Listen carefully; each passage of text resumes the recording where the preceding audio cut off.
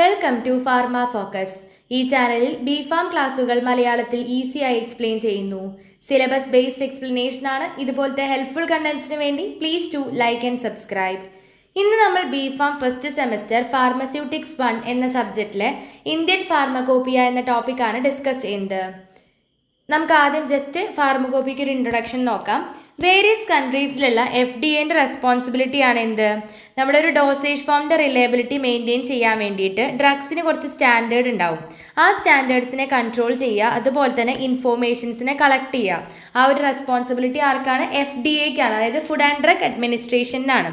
അതുപോലെ തന്നെ government department എന്ത് ചെയ്തിട്ടുണ്ട്? വേരിയസ് കൺട്രീസിലെ government department started publishing books of standard for drugs and devices. അതായത് ഡ്രഗ്സിനും ഡിവൈസസിനെ കുറച്ച് സ്റ്റാൻഡേർഡ്സ് ഉണ്ട്, അതിനെ പറ്റിയിട്ടുള്ള ബുക്സ് പബ്ലിഷ് ചെയ്തു government department of various countries. അതിനെയാണ് നമ്മൾ ഫാർമകോപ്പിയ അല്ലെങ്കിൽ ഫോർമുലറീസ് എന്നൊക്കെ പറയുന്നത്. ഫാർമകോപ്പിയൻ്റെ ഡെഫിനിഷൻ നോക്കാം. ഫാർമകോപ്പിയ എന്ന് പറഞ്ഞു കഴിഞ്ഞാൽ നമുക്കൊരു ഡ്രഗ് പ്രിപ്പയർ ചെയ്യാൻ വേണ്ടിയിട്ട് ഡ്രഗ് ഉണ്ടാക്കാൻ വേണ്ടിയിട്ട് ആവശ്യമുള്ള റെസിപ്പി, അതുപോലെ ഫോർമുല, സ്റ്റാൻഡേർഡ്സ് ഒക്കെ കണ്ടെയ്ൻ ചെയ്യുന്ന ഒരു ബുക്കാണ് pharmacopoeia. So it can be defined as any recipe or formula and standards required for making or preparing a drug. അതിൽ മെയിനായിട്ട് പ്രിസ്ക്രൈബ് ചെയ്യുന്നത് എന്തൊക്കെ സ്റ്റാൻഡേർഡ്സ് ആണ്? Standards for identity, purity and strength of drugs essentially required for health care perspective of human being and animals. അതായത് human ബീങ്സിനും ആനിമൽസിൻ്റെ കേസിന് നല്ല ഹെൽത്ത് കെയർ റിക്വയർഡ് ആക്കാൻ വേണ്ടിയിട്ട് എസെൻഷ്യൽ ആയിട്ടുള്ള ഡ്രഗ്സ്, ഐഡൻറ്റിറ്റി, പ്യൂരിറ്റി, സ്ട്രെങ്ത്, ഈ കാര്യങ്ങളൊക്കെ ഇതിൻ്റെയൊക്കെ സ്റ്റാൻഡേർഡ്സ് ആണ് ഈ ഒരു ഫാർമകോപ്പിയ പ്രിസ്ക്രൈബ് ചെയ്യുന്നത്. വേരിയസ് കൺട്രീസിലെ ഫാർമകോപ്പിയാസ് ഉണ്ട്. അതിൻ്റെ ടൈപ്സ് നോക്കുമ്പോൾ Indian pharmacopoeia, British pharmacopoeia, United States pharmacopoeia, extra pharmacopoeia, international pharmacopoeia, European pharmacopoeia. First നമുക്ക് ഇന്ത്യൻ ഫാർമകോപ്പിയ നോക്കാം. History of Indian pharmacopoeia. അതായത് 26 ജാനുവരി 1944 ഗവൺമെൻറ് ഓഫ് ഇന്ത്യ ഒരു ലെറ്റർ ഇഷ്യൂ ചെയ്തു. ആ ലെറ്ററിൻ്റെ നമ്പറാണ് 2338 HC43 എന്ന് പറയുന്നത്. ആ ഒരു പറയുന്ന ലെറ്റർ, ആ നമ്പറുള്ള ലെറ്റർ എന്ത് ചെയ്തു? ഗവൺമെൻറ് ഓഫ് ഇന്ത്യ ഇഷ്യൂ ചെയ്തിട്ടുണ്ട്. അതുപോലെ തന്നെ ഡ്രഗ് ടെക്നിക്കൽ അഡ്വൈസറി ബോർഡിനോട്, DTABനോട് എന്ത് ഡയറക്റ്റ് ചെയ്തിട്ടുണ്ട്? നമ്മുടെ ബ്രിട്ടീഷ് ഫാർമകോപ്പിയയിൽ മെൻഷൻ ചെയ്യാത്ത ഡ്രഗ്സ് ഇന്ത്യയിൽ യൂസ് ചെയ്യുന്നുണ്ട്. അങ്ങനത്തെ ഡ്രഗ്സിനെ ലിസ്റ്റ് ചെയ്യാൻ വേണ്ടിയിട്ട് ആരോട് പറഞ്ഞു? DTABൻ്റെ അടുത്ത് പറയുകയും ചെയ്തിട്ടുണ്ട്. അതുപോലെ തന്നെ എന്ത് റെക്കമെൻഡ് ചെയ്തിട്ടുണ്ട്? യൂണിഫോമിറ്റി എൻഷുവർ ചെയ്യാനുള്ള കുറച്ച് സ്റ്റാൻഡേർഡ്സ് റെക്കമെൻഡ് ചെയ്തു. അതുപോലെ തന്നെ specify chemical test for identity and purity. അതുപോലെ തന്നെ 1946 നമുക്ക് എന്താണ് ഇന്ത്യൻ ഫാർമകോപ്പിയ ലിസ്റ്റ് പബ്ലിഷ് ചെയ്തിരിക്കുന്നത്. അത് ബ്രിട്ടീഷ് ഫാർമകോപ്പിയയ്ക്ക് ഒരു സപ്ലിമെൻ്റ് ആയിട്ടാണ് പബ്ലിഷ് ചെയ്തിരിക്കുന്നത്. ഇനി നമുക്ക് ഓരോ എഡിഷൻ്റെ ഇയേഴ്സും കാര്യങ്ങളും നോക്കാം.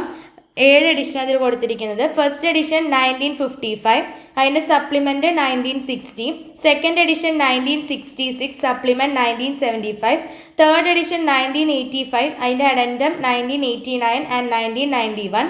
1996 fourth edition, veterinary supplement 2000, addendum 2000, 2002 and 2005. Fifth edition 2007, addendum 2008. Sixth edition 2010, addendum 2012. Seventh edition 2014, addendum 2015 and addendum 2016. അടുത്ത നമുക്ക് early history of Indian pharmacopoeia. First official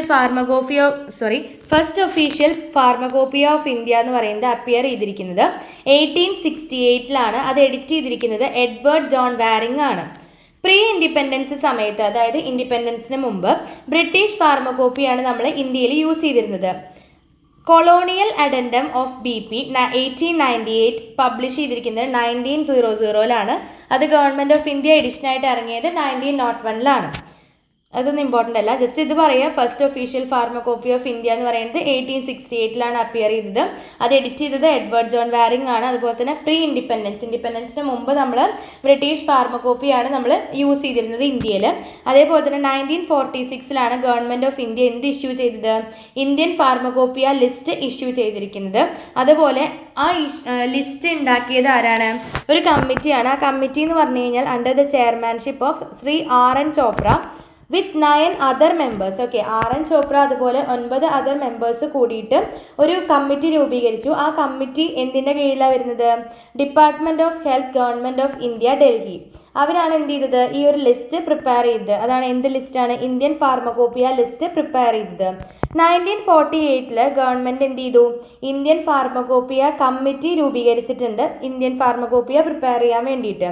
ഈ കമ്മിറ്റിക്ക് എന്ന് പറഞ്ഞു കഴിഞ്ഞാൽ 5 വർഷമാണ് അതിൻ്റെ ഒരു പീരീഡ് ഉണ്ടായിരുന്നത്.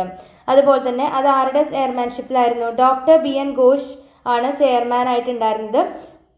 ആ ഒരു കമ്മിറ്റിയാണ് first edition of Indian pharmacopoeia publish ചെയ്തത് 1955. ഇനി നമുക്ക് ഓരോ എഡിഷൻ്റെ കാര്യങ്ങൾ ജസ്റ്റ് ഒന്ന് നോക്കാം. ഫസ്റ്റ് എഡിഷൻ ഓഫ് ഇന്ത്യൻ ഫാർമക്കോപ്പിയയിൽ പറയുന്നത് 1955 പബ്ലിഷ് ചെയ്തിരിക്കുന്നത് under the chairmanship of doctor BN Ghosh. ഇംഗ്ലീഷിലാണ് എഴുതിയിരിക്കുന്നത്, പക്ഷേ ഒഫീഷ്യൽ മോണോഗ്രാഫിൻ്റെ ടൈറ്റിൽസ് എന്തിലാണ്? ലാറ്റിനിലാണ്. അതുപോലെ തന്നെ 986 മോണോഗ്രാഫ്സ് ആണ് ഇത് കവർ ചെയ്തിരിക്കുന്നത്.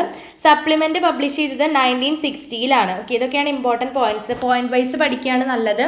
നമ്മൾ പാരഗ്രാഫായിട്ട് ഇങ്ങനെ പഠിക്കുകയാണെങ്കിൽ നമുക്ക് കുറേ ഡ്രൈ സബ്ജക്റ്റ് ആയ കാരണം, ഡ്രൈ സബ്ജക്റ്റ് ഇല്ല കേട്ടോ, ഡ്രൈ യൂണിറ്റ് ആയത് കാരണം നമുക്ക് കുറച്ച് എന്താ പറയുക ഓർത്തെടുക്കാൻ ബുദ്ധിമുട്ടായിരിക്കും. അപ്പോൾ നമുക്ക് പോയിന്റ് വൈസ് പഠിക്കുകയാണ് ഏറ്റവും ബെറ്റർ.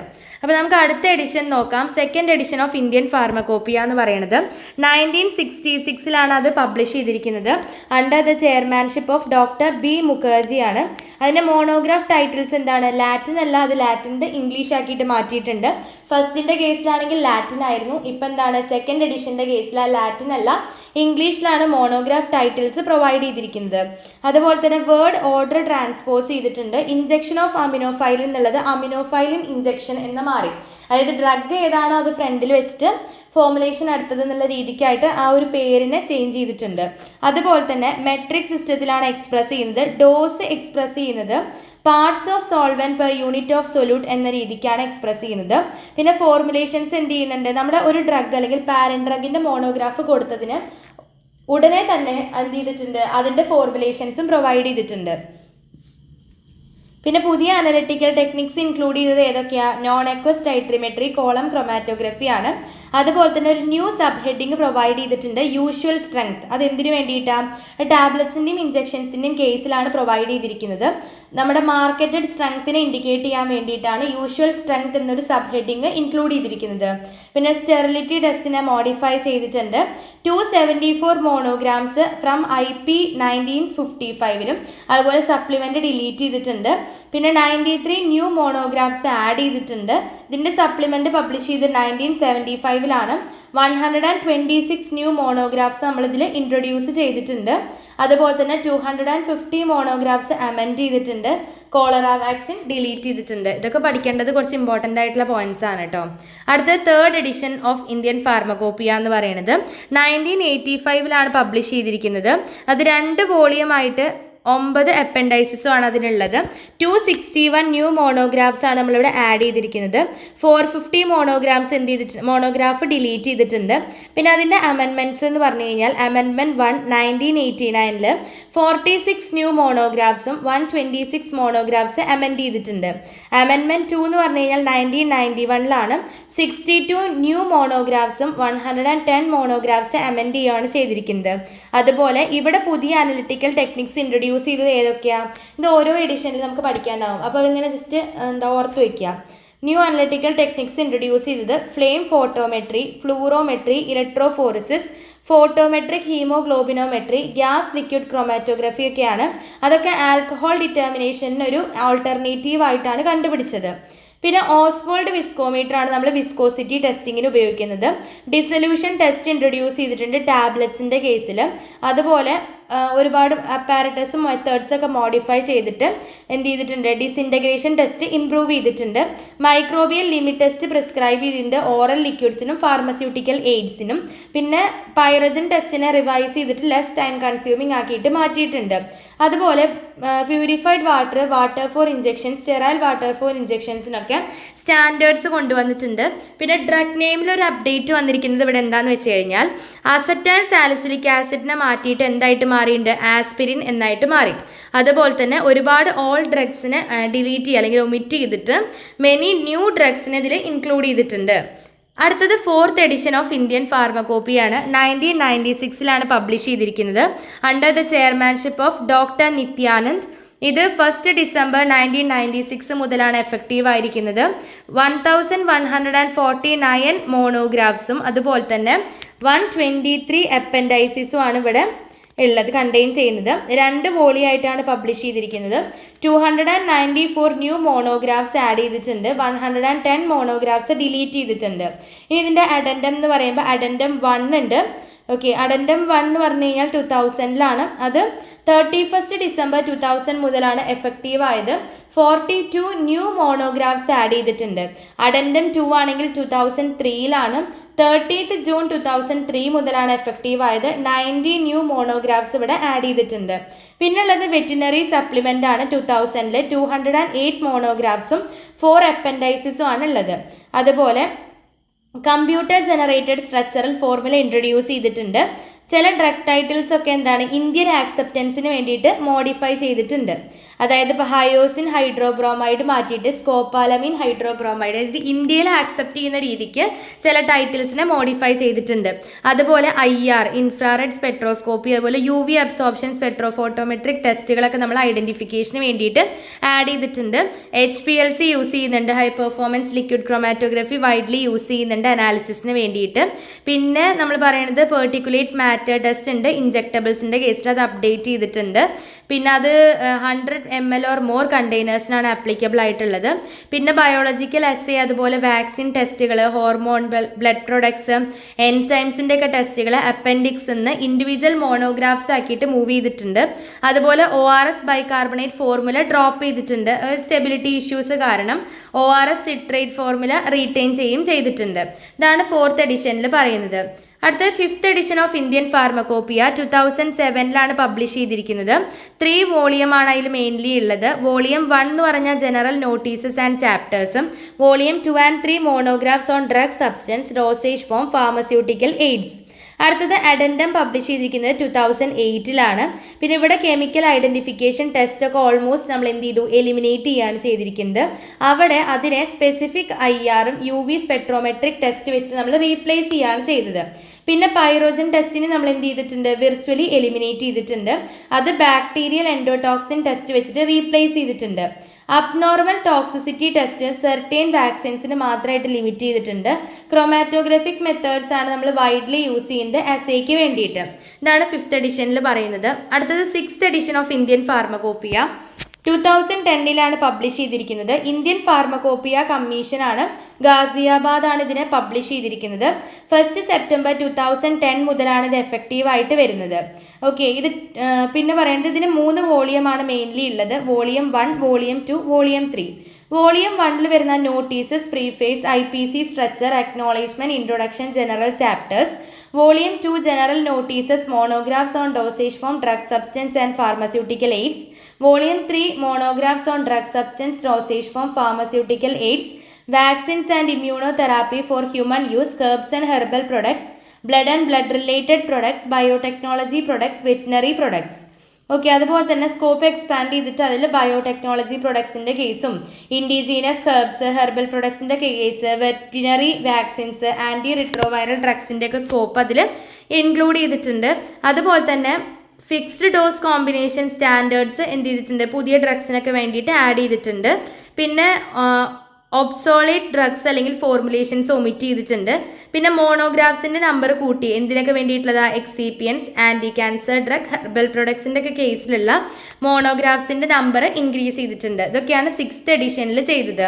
അടുത്തത് 7th എഡിഷനാണ്. 7th എഡിഷൻ 2014 അത് ഇന്ത്യൻ ഫാർമക്കോപ്പിയൽ കമ്മീഷൻ തന്നെയാണ് പബ്ലിഷ് ചെയ്തിരിക്കുന്നത്. On behalf of ministry of health and family welfare, government of India. 4 വോളിയത്തിലാണ് അത് പ്രസൻറ്റ് ചെയ്തിരിക്കുന്നത്. പിന്നെ മെയിൻലി എന്താണ് ഇതിൽ എന്തൊക്കെ ഇൻക്ലൂഡ് ചെയ്തിരിക്കുന്നത്, additional anti cancer drugs, additional anti retroviral drugs formulations, biotechnology products, indigenous herbs, herbal products, veterinary vaccines ഒക്കെയാണ്. 2550 total monographs ആണ് ഇതിൽ ആഡ് ചെയ്തിരിക്കുന്നത്, ഓൾറെഡി ഉള്ളത്. പിന്നെ അതിൽ 567 എന്ത് ചെയ്തിട്ടുണ്ട്, ആഡ് ചെയ്തിട്ടുണ്ട്. പിന്നെ ഈ 577 ന്യൂ മോണോഗ്രാഫ്സിൽ 313 എന്ന് പറഞ്ഞു കഴിഞ്ഞാൽ drug substance, dosage forms, pharmaceutical എയ്ഡ്സിനെ പറ്റിയിട്ടാണ്.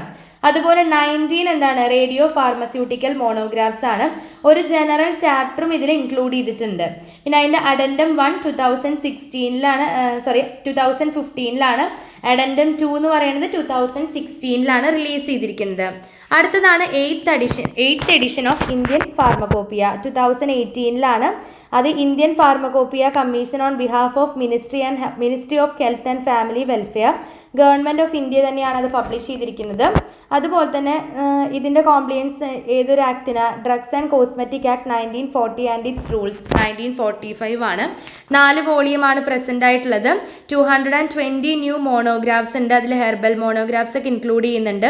Blood and blood related products അതിൻ്റെ monograph, vaccines, immunotherapy, radiopharmaceutical monographs, biotechnology derived therapeutic product monographs ഒക്കെ ഇൻക്ലൂഡ് ചെയ്യുന്നുണ്ട്.